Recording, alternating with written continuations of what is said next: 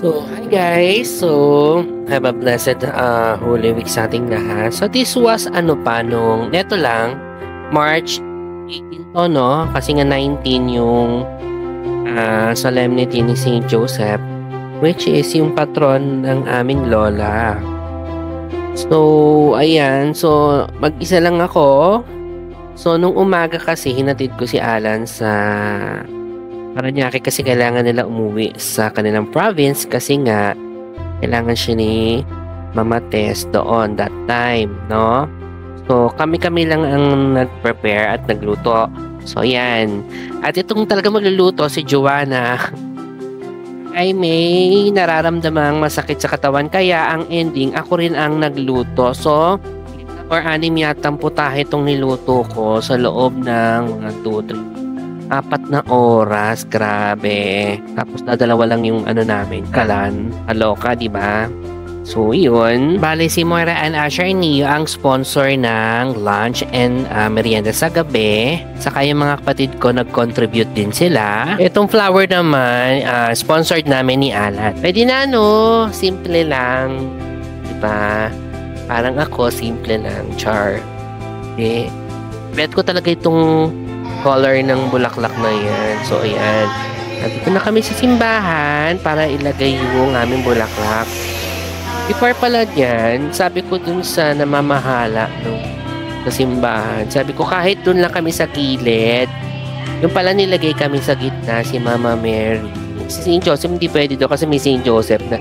So, nandito naman siya sa tabi nung Alvario scene. Maraming salamat ulit kay Ma'am Lori at si Sir Jeric sa may San San Vicente Chapel dyan sa may San Pablo, no? Malapit lang din talaga sa bahay namin yung simbahan tsaka yung ayun. Sila kasi naglagay kay Mama Mary doon sa loob. Binigyan talaga siya ng space.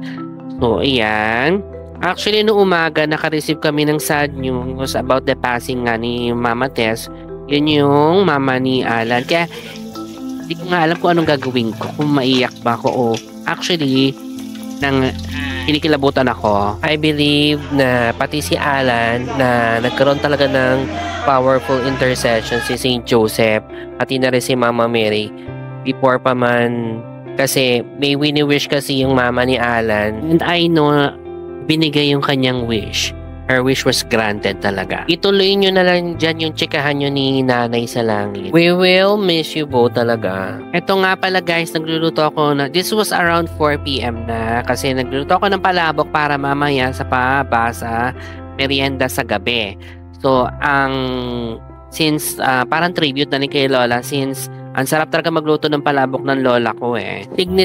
Signature dish talaga ni Lola yan. So, hindi nawawala to sa pabasa. Laging may palabok. Kasi yun hinanap ng tao.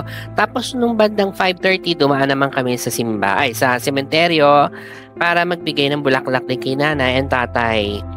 In fairness, nadidinig dito yung pabasa kasi malapit lang dito yung yung chapel. Teka, bakit nga pala doon kami sa simbahan nagpabasa? Kasi in-invite kami. Tapos pangalawa yung sa bahay, doon pala yung chapel, kaya dinig na dinig dito. Pangalawa yung bahay namin kasing nabili dyan, yung mga tao, parang mga 6:00 pa lang, parang tulog na sila. Alam mo yun? Tapos, parang kami lang yung maingay doon. Nakakaya naman. So, maybe sa mga susunod na panahon o time, pwede na doon sa Kasi nga, syempre, pabasa, diba? May ingay yan. Kaya lang kasi, hindi pa namin gamay yung mga kapitbahay. Sa simbahan, kakain kami. Say hi, ate. Si ate nagdadasal dito. Ayan yung food. Hi! So, eto nga. Tapos na nga yung pabasa. Tapos, pinakain kami nila Sir Jeric at yung mga staff doon sa simbahan. Sila Ma'am Lori. So, ayan. So, tingnan mo yung Mama Mary namin. First time niya mabasahan sa loob ng simbahan. So glad and happy. Pati rin si St. Joseph, I think. So, yun lang. Tingnan natin kung maimbitahan tayo sa Good Friday. Cross fingers, why not? So, have a blessed Holy Week sa inyo. Saint Joseph and Mother Dolorosa, pray for us.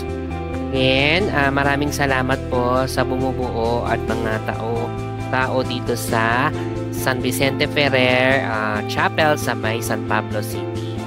Thank you po. God bless. So guys, ituloy na natin, no? So, April 10 ng gabi, doon lang kami na-inform na na-invite pala kami sa Station of the Cross. In time naman sa Biyernes de Dolores. So, syempre, umuo na lang din kami. Gusto naman namin yan, no? So, ayan. So, bawal ang bulaklak, kaya hindi na kami pumunta ng dahon. Diyan na lang sa tabi-tabi kami bumili ng dahon-dahon. May kamahalan, pero okay na rin kaysa pumunta pa kami ng dangwa, no? Wag na lang daw mag-flower. In fairness naman, ayos naman namin yung station namin. Maganda kahit walang bulaklak. And this is our second time mapasali sa Station of the Cross. And of course, kasi Viernes Dolores din, para mailabas din namin yung aming Mater Dolorosa. Kasi we are not sure if mapoprosesyon siya this year kasi wala pa namang invites. So, okay lang kung wala kasi personal devotional image lang naman talaga siya for me. Kung may mag-invite, edi okay. Kung wala, okay lang din.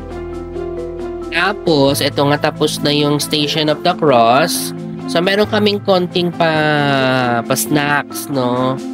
So, doon na lang kami naghintay sa may gate kasi sabi nung guard, iikot pa daw kami. Tinatamad akong umikot kasi medyo malayo. Baka hindi kami umabot. Tapos, ayan. Konti lang naman yan. Ano ba? Kita nyo naman, sito lang. Tsaka fudgy bar. Pwede na yun, di ba? So, sabi namin, if next year, kasali pa rin kami, sasama kami, sabihan kami na maaga para makapag-ready kami. Kasi talagang a night before lang siya talaga nasabi. Parang last year, a day before. So, wala kaming time mag-prep.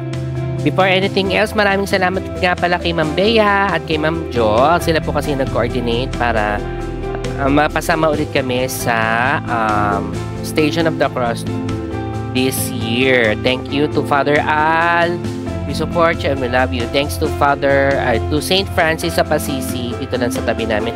So, diretso na nga natin sa Palm Sunday. So, si Alan na lang pumunta sa gitna para mabless yung mga palaspas kasi nagsakan ng dami ng tao tsaka medyo may kainitan din talaga sa loob. Ang daming tao. Baka mapipi yung mga baby Yeah. Doon na lang kami sa labas naghintay. Kasi mas mahangin dito kumpara doon sa loob. So, okay lang na. Pwede naman kami sa loob Pet friendly siyang tunay, no? Hindi naman kami pinapalayas dyan. So, yun lang. So, don't forget to bring and baon your tubig. Lalo na sa mga magpo-procession ngayong Holy Week at magbibisita iglesia. So, yun lang. God bless us all. Stay safe, okay? And hydrate. Bye!